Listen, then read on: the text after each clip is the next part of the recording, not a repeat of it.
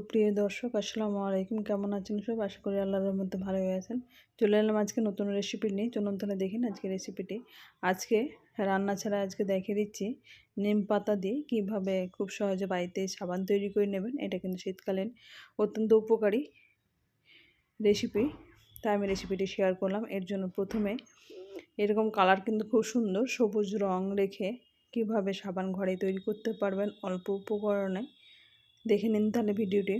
এর জন্য প্রথমে আমি এরকম সব বেশ নিয়েছি। এটা অনলাইনে কিনে নিয়েছিলাম। এটা 200 গ্রাম আছে। এখানে অর্ধেকটা আমি কমলা লেবুর খোসা দিয়ে তৈরি করেছিলাম। এই অর্ধেকটা আমি কমলা লেবুর খোসা দিয়ে করেছি, অর্ধেকটা নিম পাতার রস দিয়ে করে নেব। এখান থেকে আমি অর্ধেকটা নিয়ে এখন ছোটো ছোটো টুকরো করে কেটে নেব। ছোটো ছোটো টুকরো করে কেটে নিলে খুব সহজে, যেহেতু ওভেনের মধ্যে এটা পাত্রে বসানো হবে, খুব সহজে এটা গলে যায়। গরম তাপের মধ্যে থাকলে এটা গলতে শুরু করে। এটা কিন্তু এরকম নরম আছে। এখন ছোটো ছোটো টুকরো করে কেটে নিলাম। এরকম কিউব আকারে কেটে নিলে খুব সহজে এটা গলতে সাহায্য করে। এখন এইদিকে আমি নিম পাতা নিয়েছি। নিম পাতাগুলো ফ্রেশ আছে একেবারে। নিম পাতার মধ্যে যেহেতু এখন ধুলোবালি, ঝড় বৃষ্টি এখন নেই, এটা অনেক ধুলোবালি থাকে, সেই আমি এটাকে পরিষ্কার করে ধুয়ে নেব। নিম পাতাগুলো ছাড়িয়ে নিয়ে এখন নিম পাতাগুলো পরিষ্কার করে ধোয়া হয়ে গেছে। একটা মগের মধ্যে আমি জল নিয়ে পরিষ্কার 2-3 বার জল দিয়ে এটাকে ধুয়ে নিয়েছি। পরিষ্কার ফ্রেশ হয়ে গেছে একেবারে। এখন আমি একটা মিক্সিং জারের মধ্যে নিয়ে এটাকে ব্লেন্ড করে নেব। এখানে অল্প পরিমাণে জল দিয়ে এটাকে পিষে নিতে হবে। আমার এখানে একটু বেশি জল হয়ে গেছে, আপনারা অল্প পরিমাণে দেওয়ার চেষ্টা করবেন।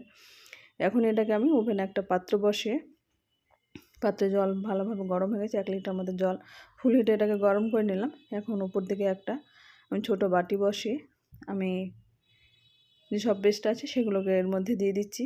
এটা দিলে এখন একটা স্ট্যান্ডের সাহায্যে স্ট্যান্ড বসিয়ে দিই, তাহলে এটা কিন্তু নড়বে না, এটা নাড়ারও সুবিধা হয়।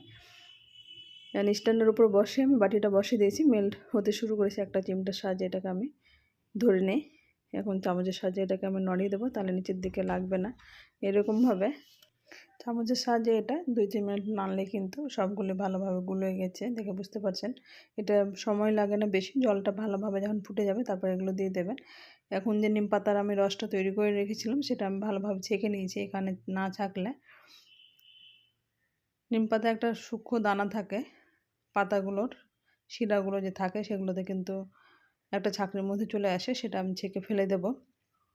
এখন নিম পাতা যে রসটা আছে সেটা একটু ভালোভাবে টানিয়ে নিয়ে আমি এটা মোটামুটি 3 থেকে 4 মিনিট মতো ফুটিয়ে নিয়ে ওভেন বন্ধ করে দিয়েছি। এইদিকে আমি একটা সাবান বেশ নিয়েছি, এরকম সাবান মেকার, সেটা অনলাইনে কিনতে পাওয়া যায়, খুব কম দামে কিন্তু এটা কিনে নিয়েছি। এখন আমি সবগুলো এর মধ্যে ঢেলে দিয়ে আমি 2 ঘন্টার জন্য রেস্টে রেখে দেবো। এটা গরম গরম অবস্থায় রাখতে হবে। এটা খুব সহজে কিন্তু জমে যায়, দিতে দিতে জমাট হয়ে যায়। 2 ঘন্টা পরে দেখাচ্ছি। খুব সুন্দর, মাশাআল্লাহ, অনেক সুন্দর কালার হয়েছে এবং সফট, একেবারে স্মেল যুক্ত নিম পাতার খুব সহজে সাবান তৈরি হয়ে গেছে। হোমমেড সাবান, এটা দেখে বুঝতে পারছেন। এর মধ্যে সাবান প্রথমে আমি হাত দিয়ে দেখিয়েছি কত সুন্দর সাবান একটা ফেনা হয়েছে।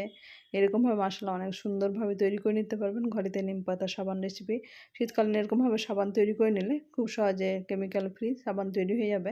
আমার রেসিপিটি কেমন হয়েছে আপনারা অবশ্যই কমেন্ট বক্সে কমেন্ট করবেন। আমার চ্যানেল নতুন বন্ধু হয়ে থাকেন তাহলে সাবস্ক্রাইব করে পাশে থাকার অনুরোধ রইল। পাশে থাকা বেল আইকনটি প্রেস করে দেবেন, তাহলে যখনই কোনো ভিডিও আপলোড দেবো সর্বপ্রথম নোটিফিকেশন পেয়ে যাবেন। আজ তাহলে এ পর্যন্ত। ফিরে আসছি নতুন কোনো রেসিপি নিয়ে। ভালো থাকবেন, সুস্থ থাকবেন। আসসালামু আলাইকুম, আল্লাহ হাফেজ।